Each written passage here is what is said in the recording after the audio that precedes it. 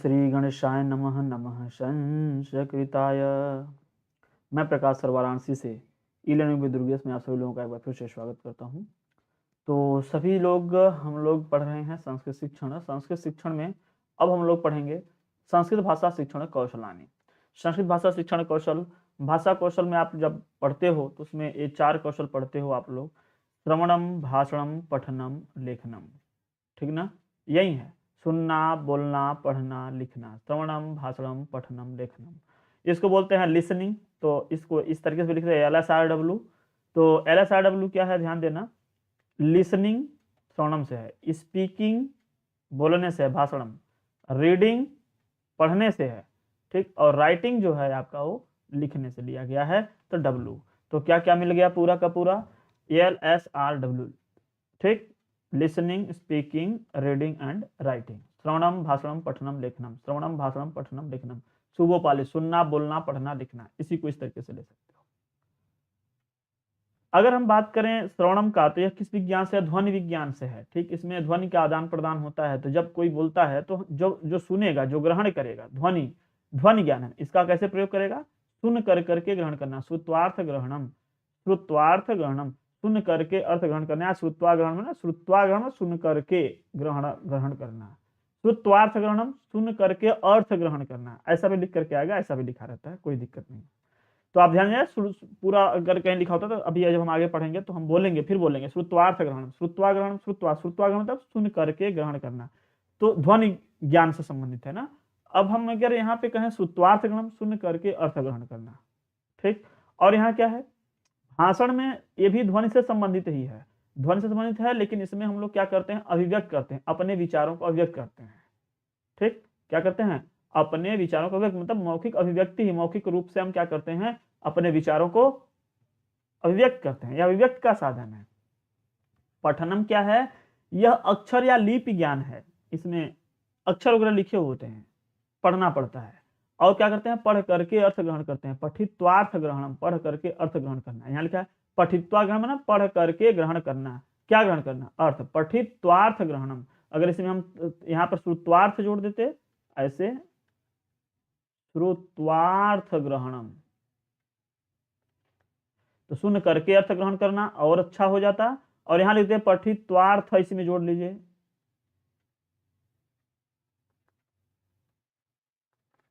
पठित्वार्थ, पढ़ करके अर्थ ग्रहण करना, ठीक। तो इसमें अगर हम दो देखें, श्रवणम और पठनम, इससे हम क्या करते हैं, अर्थ को ग्रहण करते हैं, माने ये दोनों इनपुट हैं।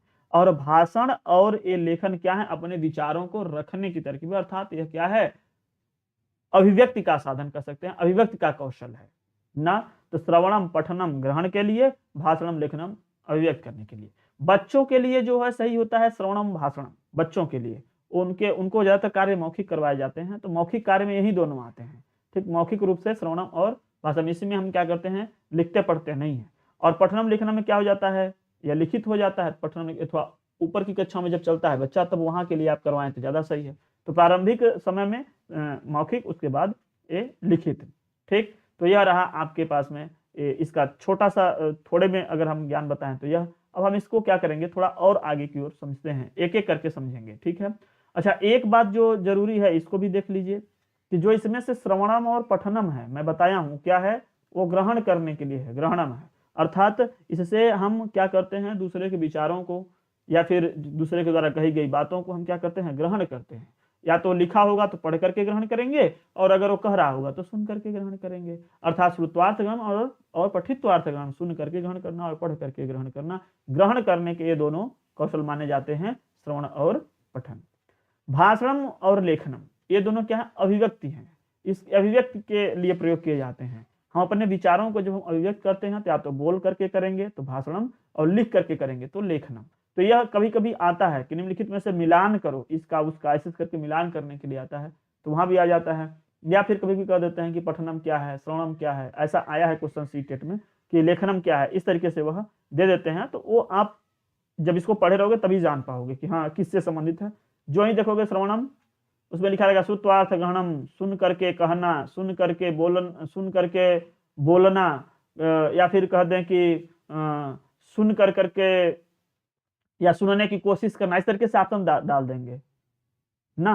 तो क्या होगा, श्रुत्वार्थ ग्रहण, सुन करके अर्थ ग्रहण करना ही श्रवण है। अगर केवल सुनता जा रहा है, अर्थ नहीं ग्रहण हो रहा है, तो वह श्रवण नहीं होगा। कई बार आप पढ़ोगे अधिकृत श्रवणम ना, मतलब ध्यानपूर्वक सुने, सुन करके विशिष्ट सूचनाओं को वह ग्रहण करे, उसके लिए वह ध्यानपूर्वक बिल्कुल दिमाग उसका लगा रहे वक्ता के शब्दों पर, वक्ता के ध्वनियों पर, जो वह उच्चरित कर रहा है ध्वनि उस पर। ठीक है, आगे चलते हैं। कुछ हम यहाँ पर प्रश्नोत्तर के माध्यम से कुछ समझने की कोशिश करते हैं, कुछ महत्वपूर्ण यहाँ पर क्वेश्चन जैसे कुछ बने तो हम इसको भी लेकर के आप लोग सामने आए। ध्यान देना, पहला है संस्कृत भाषायां सर्वेषां कौशलानां आधारः भवति। सभी भाषा कौशल का सभी जो कौशल अभी आप पढ़े हैं, सुनना, बोलना, पढ़ना, नहीं, सबका आधार जानते हैं क्या, श्रवणम है। ठीक, सबका आधार, सबसे पहला जो होता है वह श्रवणम होता है, उसके बाद क्या होता है, भाषण, फिर पठन, तब लेखन। तो सबसे पहला, या कह सकते हैं कि तीनों, और जो तीन है कौन कौन, भाषण, पठन, लेखन, इन तीनों कौशल का आधार क्या है, श्रवणम है। श्रवण क्या है, उन तीनों कौशल का आधार, अर्थात जो पहला कौशल है वह जो बचे हुए तीन कौशल हैं उन सभी का तीनों का क्या है, आधार है। क्या है, आधार है। तो इस बात को बिल्कुल दिमाग में रखना, कभी कभी आ जाता है कि सभी भाषा कौशलों का आधार है, तो उसमें ऑप्शन दिया रहेगा तो आप पकड़ लेना। नेक्स्ट है भाषा कौशल से मुख्य आधार भवति, यही क्वेश्चन को घुमा के पूछेंगे तब भी आपका उत्तर आएगा श्रवणम।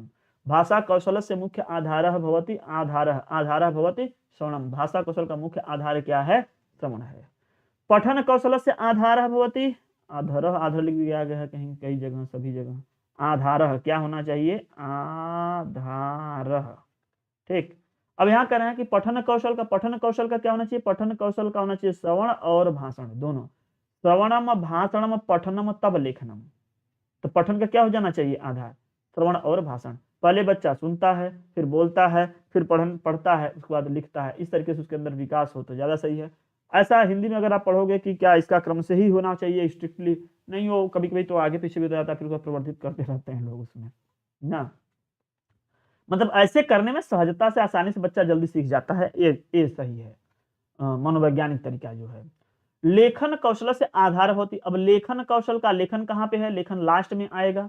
ठीक, क्या क्या है, श्रवणम, भाषणम, पठनम, लेखनम। लेखनम सबसे नीचे आया तो लेखनम के ऊपर है 3 पॉइंट, तो क्या हो जाएंगे, श्रवणम, भाषणम, पठनम च, मतलब सुनना, बोलना और पढ़ना, यह लेखन कौशल का आधार है। और सभी का आधार क्या है, श्रवणम है। मतलब तीन जो बचे हैं उन तीनों का आधार क्या हो जाएगा, श्रवण है। अब कहोगे श्रवण का भी आधार क्या है, तब तो भाई वो संकेत वगैरह होते हैं, आवश्यकता होती है उसकी, थोड़ा बहुत बच्चा रोना चिल्लाना स्टार्ट करता है, फिर वो धीरे धीरे अपना वातावरण से व्यवहार करते करते समझ जाता है कि हमारे हाथ पांव मारने या चिल्लाने से क्या मिलेगा। तो ये तीन कौशलों का आधार श्रवण माना जाता है। फिर जो मतलब अगर जो क्रम बनाया गया है ना, उन सभी में ये आधार है, इन तीनों का यह आधार है, ये दोनों आधार हो जाएंगे इसका, फिर ये सबका नीचे। तो इस तरीके से आप रिवर्स में आप चारों समझ सकते हो।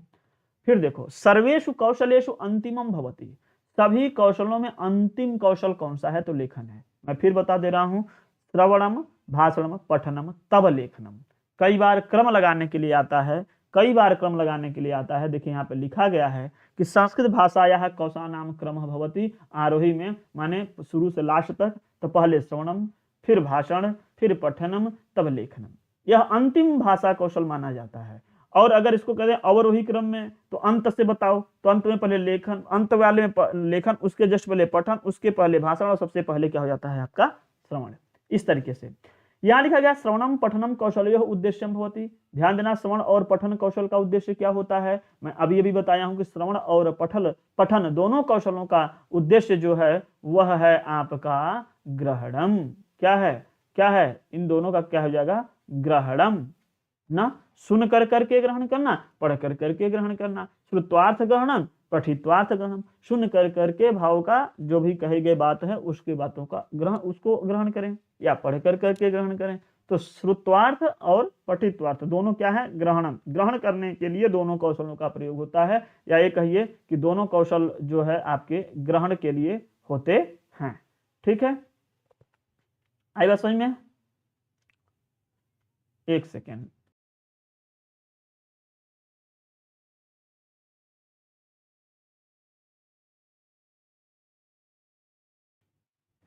तो यहां से क्या हो जाएगा, यहां से क्या हो जाएगा आपका, श्रवणम पठनम कौशल्यो किसके लिए है, ग्रहणम के लिए। तो भाषणम और लेखनम किसके लिए होगा, अभिव्यक्त के लिए, अपने विचारों को प्रकट करने के लिए, अपने विचारों को रखने के लिए, कहने के लिए क्या हो जाता है, भाषण और लेखन कौशल का प्रयोग किया जाता है। अर्थात लेखन और भाषण किसके लिए, इसका उद्देश्य क्या होना चाहिए, अभिव्यक्ति। क्या होना चाहिए, अभिव्यक्ति। तो सुनना क्या है, ग्रहण करने के लिए ना, सुनना और पढ़ना दोनों ग्रहण करने के लिए, और भाषण और लेखन दोनों क्या हो जाएगा, दोनों क्या हो जाएगा, अभिव्यक्त करने के लिए।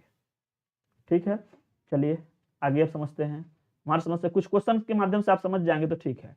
अब हम लोग एक एक कर करके पढ़ेंगे।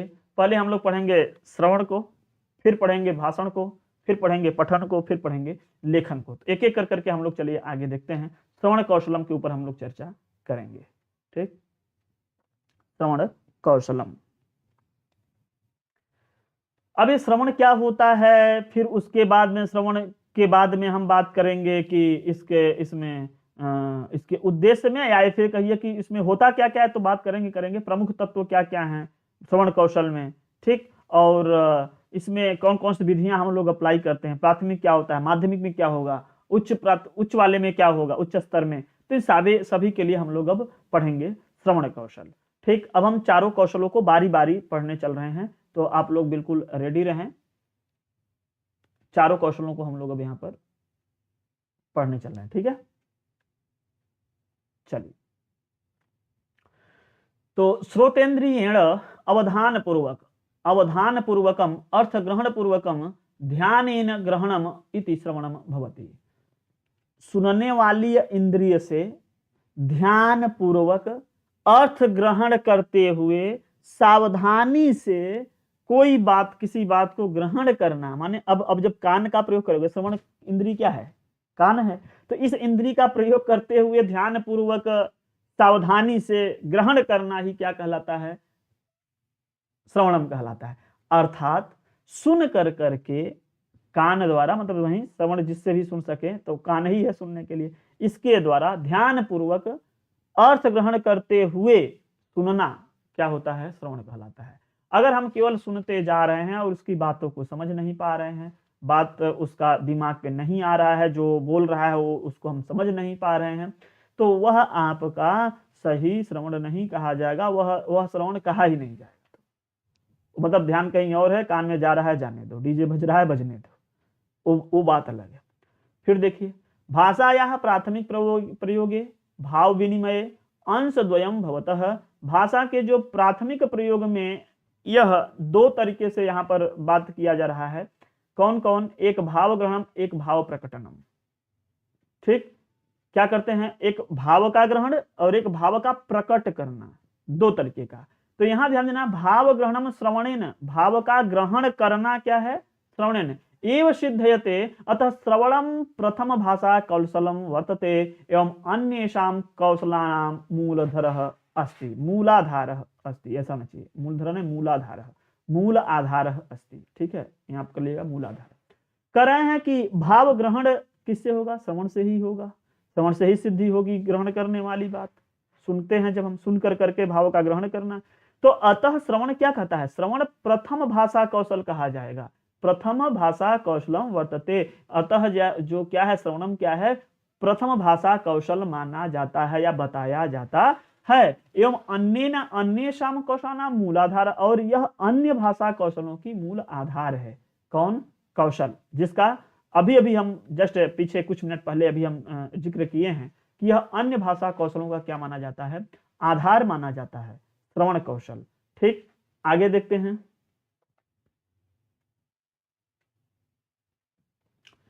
श्रवण कौशल से आवश्यकता, श्रवण कौशल से आवश्यकता, इसकी आवश्यकता क्यों पड़ी, क्या है इसकी आवश्यकता। तो शब्दानाम शुद्ध उच्चारणाय श्रुत्वा पुनः कथनाय शब्दानाम अर्थ च ज्ञानाय कर सकते हैं।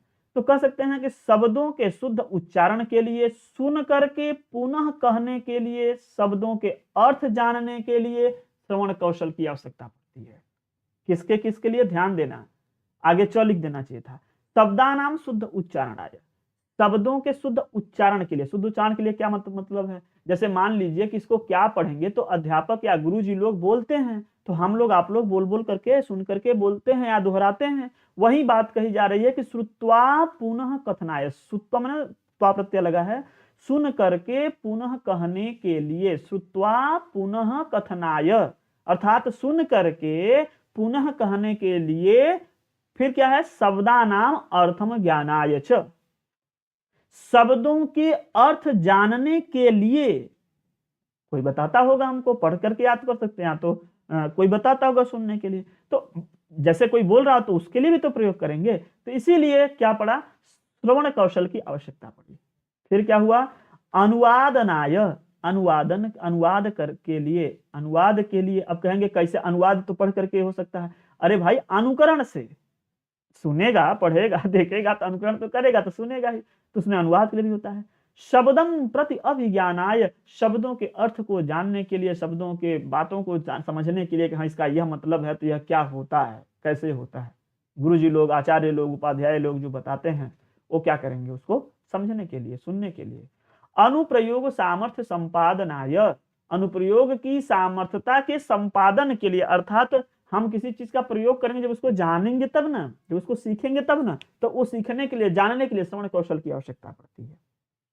भाषा सामर्थ्य संपादनाय एवं मनोरंजनाय, भाषा सामर्थ्य के संपादन के लिए एवं मनोरंजन के लिए। अर्थात भाषाओं का जब कहीं मतलब बातचीत कर रहे हैं, कोई गाना सुना रहा है, कोई कविता सुना रहा है, कोई श्लोक सुना रहा है, कोई कहानी सुना रहा है, तो उसको सुनकर मनोरंजन करने के लिए भी तो श्रवण चाहिए। जिसका श्रवण नहीं हो पाता, अक्सर के आप देखे होंगे कि उसकी क्रियाएं सब लेट होने लगती हैं, और फिर वह अक्सर करके देखे होंगे कि जो बहरा होता है वो बोल नहीं पाता है, क्योंकि उसके अंदर वो आया ही नहीं, वो चीज की उत्साह ही नहीं आया, उसकी जिज्ञासा ही नहीं आई होगी।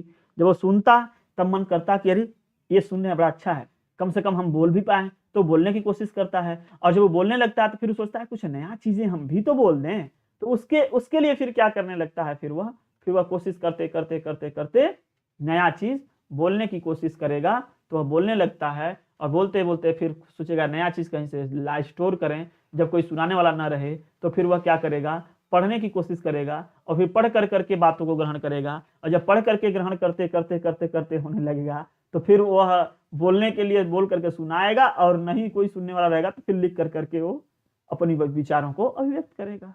ये हो जाता है। अब है श्रवण कौशल से तत्व। श्रवण कौशल के तत्व कौन से हैं, तो कुछ यहाँ पे 9 तत्वों को हम चर्चा करेंगे। परिवार सदस्य, गुरुमुख अर्थात परिवार के सदस्यों द्वारा कही गई बातों को बच्चा सुनता है और उसी का अनुकरण करता है, बहुत ज्यादा वहीं से सीख लेता है। आप लोग जानते होंगे कि भाषा का पहला जो एक तरीके से सीखने वाला है तो यही है, परिवार से ही बच्चा सीखने लगता है। फिर गुरुमुख, जो गुरु जी की वाणी होती है वहां से भी, परिवेश से भी, आकाशवाणी से भी सीखता है। लेकिन ध्यान देना, जो जो हम ऊपर की ओर चल रहे हैं, निश्चित तरीके से वो थोड़ा एक तरीके से कह सकते हैं कि बच्चा इससे ज्यादा सीख लेता है। जो उसके पास में इजिली अवेलेबल हो जाएगा, मतलब सरल रूप से प्राप्त हो जाएगा, उससे वो ज्यादा जल्दी से उससे सीख लेता है, ज्यादा देर तक रहता है, ज्यादा सीखता है।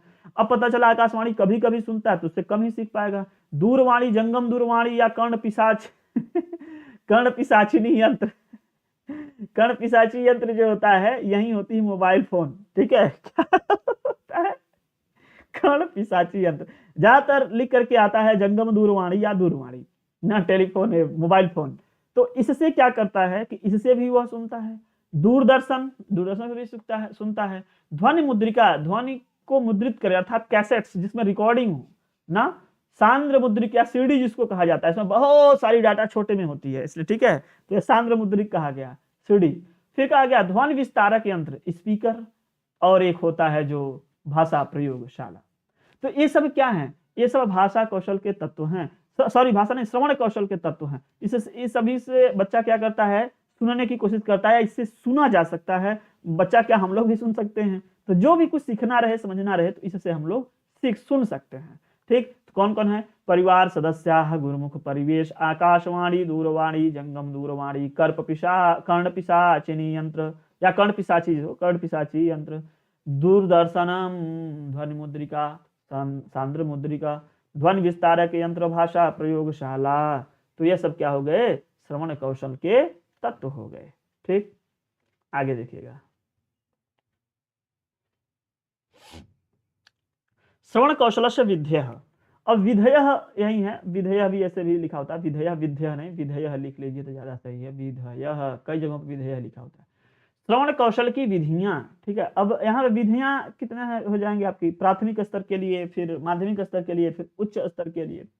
तो छात्राणां वयः स्तरे च अनुसारेण शिक्षणम स्यात्, मतलब कह रहे हैं कि जो बच्चा का ज्ञान है उसके स्तर के अनुसार शिक्षण होना चाहिए, यह चीज, ठीक। प्राथमिक स्तर के लिए प्राथमिक स्तरे शिशु गीतानि, प्राथमिक स्तर में जो बाल गीत होते हैं, यही बाल गीतानि, शिशु गीतानि, अभिनय गीतानि, हास्य गीत, अद्भुत कथा इत्यादि का वाचन, ठीक, इत्यादि का वाचन, अर्थात इनको कहना चाहिए, इनको सुनाना चाहिए, ताकि बच्चे के अंदर क्या हो, संस्कृत प्रति रुचि उत्पन्न हो, उसको कथा के प्रति रुचि उत्पन्न हो, ठीक। शिशु गीतानि, बाल गीतानि, अभिनय गीतानि, हास्य गीत, अद्भुत कथा इत्यादि नाम वाचनम, तो इन सभी का वाचन प्राथमिक कक्षाओं में हो, ठीक। ये भी आपका बड़ा प्रभावकारी होगा। अभी हम और भी बहुत सारे विधियों का जो सरल, बहुत सारी सिद्धांत और विधियां उसके बारे में हम आगे चर्चा करेंगे। अभी जो बच्चों के लिए यहाँ पे जरूरी है, इस सब चीजों के लिए जरूरी का मतलब यह है कि अभी श्रवण में जो एक सामान्य रूप में चाहिए उसको हम बात कर रहे हैं, फिर उसमें और जो विशिष्ट विधियां होती हैं उस पर हम आगे चर्चा करेंगे, ठीक है, घबराने की बात नहीं है। श्रवण कौशल से विधेय माध्यमिक स्तर के लिए क्या होगा, माध्यमिक स्तर के लिए तो छात्राणाम भाषणम ध्वनि मुद्रण यंत्रे स्थापयित्वा श्रावयितुं शक्यन्ते येन छात्राः स्वकीय उच्चारण दोषान ज्ञातुं शक्यन्ते। करें छात्रों को जो भाषण ध्वनि है, भाषण, वो भाषण, छात्रों जो भाषण है, भाषणों को ध्वनि मुद्रण यंत्र की सहायता से, अर्थात रिकॉर्डर की, वॉइस रिकॉर्डर की सहायता से स्थापित्वा श्रावयितुं, मतलब उसमें स्थापित करें, मतलब उसमें रिकॉर्ड करें, और फिर सुनने के लिए, मतलब सुनने के लिए उसमें रिकॉर्ड करें, जिससे बाद में अगर वो सुने तो छात्र अपने उच्चारण दोष को जान सकें। जैसे क्या होता है यहाँ पर कि अगर मान लीजिए मैं अपनी वॉइस को रिकॉर्ड किया, रिकॉर्ड कर करके जब बाद में सुनता हूं तो हमको पता चलता है यहाँ पे मैं सही नहीं बोला हूँ, यहाँ गलत बोला हूँ, यहाँ ऐसे नहीं, ऐसे होना चाहिए।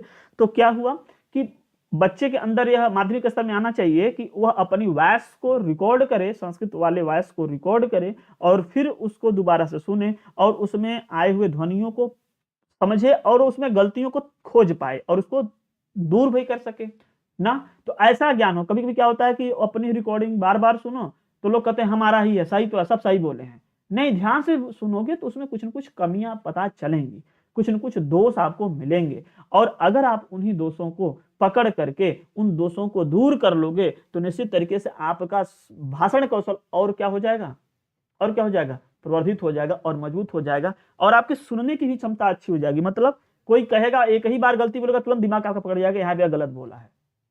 नहीं तो कई बार कुछ लोग तो क्या होता है कि बत्ती भूत होता बंद होता, भूत होता बंद होता, समझ में आएगा कि क्या हो रहा है। अरे बत्ती भूत होता बंद होता, बात दोनों एक ही है। भूतता बरता तो नहीं बोल रहे हैं कि बत्ती बंद हो रहा है, जल रहा है, भूत रहा है, जल रहा है, ऐसा कुछ बोल नहीं रहे, आना बोल नहीं रहे हैं। वो भूत होता बंद होता माने वह करिया काला उज्जर सफेद, क्या रंग हुआ, करिया काला उज्जर सफेद। तो ये सब चीज तो बात वही है ना, ध्यान से समझोगे सुनते ही तुरंत दिमाग में आ जाएगा कि अरे वो क्या बोल रहा है ना। तो ध्यान दीजिएगा, करुण हास्य वीर इत्यादि रसानाम भेद तथा देशभक्ता नाम परिचय। कहाँ, माध्यमिक स्तर में, ध्यान देना। करुण, हास्य, वीर, जो बहुत सारे रस हैं, इस सब रसों को मतलब सुन करके जान पाए, अर्थात वो कविता सुने तो उसको समझ में आ जाए कि यह वीर रस में है, यह हास्य रस में है, या इसमें करुण रस है। और देशभक्ति का जो देशभक्ता नाम परिचय करें, देशभक्ति का जो है परिचय होना चाहिए, अर्थात उसके बारे में भी जाने ना। और तमाम गीतों को भी पढ़ते समझ में आ जाए उसको कि हाँ यह किस विधा की है, किस तरीके की है। पाठ्य पुस्तके विद्यमानानां पाठ्यांशानाम उच्चै पठनम। करें पाठ्य पुस्तक में विद्यमान पाठ्य के अंश को थोड़ा ऊंचे स्वर में पढ़े, तेजी से भी पढ़े, फास्ट भी पढ़े, ऊंचे स्वर में पढ़े, ऐसा वह माध्यमिक स्तर में ध्यान देना चाहिए उसको कि माध्यमिक स्तर में इस तरीके से वो सीखे, पढ़े। अध्यापक का ध्यान होना चाहिए और बच्चा भी खुद इस दिशा में कोशिश करे। अध्यापक से आदर्श वाचनम, अध्यापक के आदर्श वाचन आकाशवाण्याम दूरदर्शने च पाठानाम श्रवणम। अध्यापक के द्वारा आदर्श वाचन जो हुई हो उसकी रिकॉर्डिंग या उनको डायरेक्टली सुने, ठीक। आकाशवाणी की जो आती है आवाज उसकी सुने, उसको आदर्श माना जाता है। दूरदर्शन को भी आदर्श माना जाता है। तो वहां से प्रसारित किए जाने वाले कार्यक्रमों को, भाषागत कार्यक्रमों को, जैसे संस्कृत है तो संस्कृत वाले कार्यक्रमों को पढ़े और सुने। ठीक, हालांकि देखने वाला होगा तो पढ़ सकता है, अदरवाइज वो सुने, सुन कर करके उसका सही उच्चारण कर सकता है, अच्छे से समझ सकता है। नेक्स्ट है श्रवण कौशल से विद्या जो है यह उच्च स्तर के लिए, किसके लिए? उच्च स्तर में। उच्च स्तर में क्या है? नवरस भेदा नाम गीता नाम, कर हैं सभी जो नौ रस हैं उन सभी को भेद सहित गीत कथा और श्लोकों को सुनना। मतलब अब क्या हो रहा है, बच्चा और ज्ञान बढ़ गया है और बुद्धि बढ़ गया है उसका, तो अब क्या करेगा वो सारे रसों के को रसास्वादन करेगा, सारे रसों का रसास्वादन करेगा, अर्थात मतलब सबको पढ़ेगा, सबको समझेगा, उसमें गीत कहानियां श्लोक सब कुछ पढ़ेगा। सारस्वत स्वभाषु कवि सम्मेलनेषु संगोष्ठीषु कार्यशालासु भाग ग्रहणार्थम प्रोत्साहनम प्रदानम। कह रहे हैं कि जो अच्छी सभाएं हैं, अब अच्छी सभा मतलब ऐसा नहीं कि बेवकूफों की सभा, हम तो यही बोले सभा क्या है? अच्छी सभा है, उस सभा में जाएं, कवि सम्मेलन में जाएं, संगोष्ठी में, कार्यशालाओं में, इसमें भाग लें, भाग ग्रहण करें, इसके लिए प्रोत्साहित करें बच्चों को, ताकि वो इन सब में जाएं और जो जितना ज्यादा वो क्या करेंगे, बात विचार करेंगे, सम्मेलनों में जाएंगे, सभाओं में जाएंगे और वहां पर वाद विमर्श करेंगे, ठीक है, तो उससे क्या होगा, उनका वह कौशल और मजबूत हो जाएगा। और पहले सुनेगा बच्चा, सुनते सुनते सुनते बोलेगा भी, तो सुनेगा जब तक तो श्रवण विकास होगा, और जो ही वह बोलने लगेगा तो फिर उसका भाषण भी मजबूत हो जाएगा, और बोलने के बाद में फिर जब वो लिखने लगे, पढ़ने लगे तो पठन मजबूत हो जाएगा, और जब वह लिखने लगे तो लेखन मजबूत हो जाएगा। इसीलिए कहा जाता है, हम कहते हैं बार बार कि बनाते बनाते कला और गाते गाते गला दोनों बेस्ट हो जाते हैं, बहुत अच्छे हो जाते हैं। अब देखिए क्या है, श्रवण कौशल संपादने अवधेया बिंदुवः। श्रवण कौशल के संपादन के लिए जो ध्यान देने वाली बिंदुएं हैं, ध्यान देने वाली जो बातें हैं, प्रमुख बातें हैं जिसको ध्यान देना चाहिए, वे यहाँ पे हैं। कि जब हम सुन रहे होते हैं या जब कोई ध्वनि उच्चरित आदर्श वाचन कर रहा होता है, तो आदर्श वाचन करते वक्त अर्थात वाचन करते वक्त में उसको विशेष ध्यान कहाँ देना चाहिए, तो उस पर ध्यान भी देवे, और जो सुन रहा है इस चीज को वह समझता भी रहे। सुनने वाला बोलने वाला दोनों को इस बात का ध्यान देना चाहिए। अन्येषां भाषणे सावधानेन ध्वनि नाम ग्रहणम, जो किसी का भी भाषण हो, ठीक है, भाषण से क्या हो, उसको सावधान होकर करके ध्वनियों को ग्रहण करना चाहिए। कोई भी अगर बोल रहा है तो उसको एकाग्रचित होकर के ध्यान पूर्वक सावधानी पूर्वक क्या करना चाहिए, उसको ध्वनियों को सुनना चाहिए, ग्रहण करना चाहिए। ध्यान से सुनोगे तभी वो उसकी सारी बातें समझ में आएंगी। विभिन्न वर्णानाम उच्चारण समय तेषां उत्पत्ति स्थानस्य ज्ञानम, विभिन्न वर्णों के उच्चारण स्थान के समय उसके उत्पत्ति स्थान का ज्ञान होना चाहिए। जब हम वर्णों को उच्चरित करें, अब बोलना है हमको अ और हम बोल रहे हैं तालु से, उसको बोलना है कंठ से, और हम ऐसा बोल रहे हैं, गलत हो जाएगा। तीनों स को, जो दंती का है, जो तालव्य का है, जो मूर्धा का है, उसको तीनों स का अलग अलग बोलेंगे ना। दंती स, त से आगे से आएगा स, फिर क्या हो जाएगा श श श श स श स श स स श। अब ध्यान देंगे, वो श श श विष्णु विष्णु विष्णु विष्णु, सरवता ना, सरस सरस, सुरेश सुरेश सुरेश सुरेश सुरेश। तो आप ध्यान देंगे तो उसका सही उच्चारण स्थान जब आप पकड़ोगे तो बिल्कुल समझ में आएगा। और हालांकि वो तीनों समय अगर अभी आप ज्यादा अच्छे से नहीं पकड़ पा रहे हैं, तो आप सोचिए कि अगर आपको प फ भ बोलना होता और आप ओठ से न बोलते और बल्कि उसको तालु या दंत या कहीं और बोलते, तो कैसे बोलते? सही नहीं बोल पाते आप, तो वहीं त का त करने लगते आप। अगर त थ द ध न को मूर्धास बोले तो निकलेगा ट ठ ड ढ ण, ध्यान देना, त ठ ड ढ न, ट ठ ड ढ ण, इस तरीके से। वाद विवाद समय, इसीलिए कहा जाता है जब जो लोग बूढ़े होने लगते हैं, उनकी जब दांत जब टूटने लगती है तो वह त थ द ध वाले वर्ण नहीं बोल पाते हैं। और एक जगह हम पढ़ते वक्त में पढ़े हैं कि जिसके पास दांत न हो, अर्थात बुजुर्ग लोग जब दांत टूट जाता है तो किन वर्णों को नहीं बोल पाते, तो दांत टूट जाता है तो दंत वर्णों को वो नहीं बोल पाते हैं। वो दंत वाले वर्ण को जब बोलने की कोशिश करते हैं तो उनका बनता ही नहीं है, वो मतलब दांत ही नहीं है तो उससे सहारा नहीं मिल पाता है, नहीं बोल पाते हैं। वाद विवाद समय, कोलाहल समय अपि आवश्यक ध्वनि नाम ग्रहणम, वाद विवाद के समय में, जब चर्चा परिचर्चा चल रही हो उस समय में, और जब वो बहुत तेज, जैसे आजकल टेलीविजन वगैरह पे देखते हैं आप लोग, बहुत कोलाहल करते हैं, जब उसमें बुलाते हैं गोष्ठी करने के लिए, वाद विचार करने के लिए, और वहां पे पता चला कि मार चिल्लाहट होने लगती है, उसमें भी आप कौन क्या कह रहा है अगर उस बातों को सुन पा रहे हैं और समझ पा रहे हैं तो यह एक आपकी एक अलग क्षमता ही मानी जाएगी। कभी कभी क्या होता है, 2-3 ध्वनियां साथ साथ आने लगती हैं तो सब समझ में नहीं आता है कौन क्या कर रहा है, लेकिन कुछ जानकार लोग उसमें भी समझ लेते हैं। 2-4 लोग बोल रहते हैं तब भी वो दूसरे से बात अपना साध लेते हैं और फलाने क्या कहे हैं हम सुन लिए और हम क्या कर रहे हैं वो अपना सुने। इसका मतलब यह है कि वाद विवाद में जब एक लोग बोल रहे हैं तब तो सुनना आसान होता है थोड़ा, लेकिन जब 2-3 लोग बोल रहे हो तो तुरंत सभी पे ध्यान लगाना, सब पे ध्यान रहे, सबके वक्तव्य पर ध्यान रहे, ठीक है, सभी वक्ताओं के ध्वनियों पर आपका पूर्णतया ध्यान रहे ताकि कुछ कब क्या बोल रहा है उसका बातों को समझते चले। यह चीज बड़ी गजब की बात होगी। जब ध्यान पूर्वक नहीं रहेगा तो यह नहीं हो पाएगा। तो इस पर और एक जरूरी बात, जो ह्रस्व दीर्घ और प्लुत स्वरों का ज्ञान होना चाहिए कि यह ह्रस्व में बोल रहा है कि दीर्घ में बोल रहा है, प्लुत में। बोलने वाले को भी ध्यान देना चाहिए कि कहाँ पे हमको ह्रस्व में बोलना है, कहाँ दीर्घ में बोलना है, कहाँ प्लुत में बोलना है, और सुनने वाला उसी अनुसार से जब सुनेगा समझेगा तभी उसको जान पाएगा ना। जैसे अति शीघ्र, अच्छा उसमें क्या क्या होता है, ह्रस्व क्या होता है, दीर्घ क्या होता है, प्लुत क्या होता है, मैं बताया हूं कि एकमात्रो भवेत ह्रस्वो द्विमात्रो दीर्घ उच्यते त्रिमात्रास्तु प्लुतो ज्ञेयो व्यंजनम चार्धमात्रिकम। त्रिमात्रास्तु प्लुतो ज्ञेयो व्यंजनम चार्धमात्रिकम। तो एक मात्रा काल वाले क्या होते हैं, ह्रस्व होते हैं, द्विमात्रा काल वाले दीर्घ होते हैं, और प्लुत कितने होते हैं, 3 मात्रा काल वाले होते हैं, और व्यंजनों की सदैव आधी मात्रा होती है। आप लोग बताएं। तो जहां पे जैसे पढ़ना चाहिए ना उस तरीके से उसी स्वर में उसको लेकर के पढ़ना चाहिए, ह्रस्व दीर्घ सब पता चले ना। अति शीघ्रतया, अति शीघ्रतया, पता नहीं कैसे बोलते हैं लोग, गलती पलती बोल देते हैं। अति, अति मत कर, अति, फिर अति, अति, अति, सती, सती, अलग अलग है, सती, सती ना। आप पढ़े होंगे, ह्रस्व दीर्घ का ध्यान रखना चाहिए। तो अति शीघ्रतया, अति मंदतया, कथनेपि सावधानेन अर्थ ग्रहणम।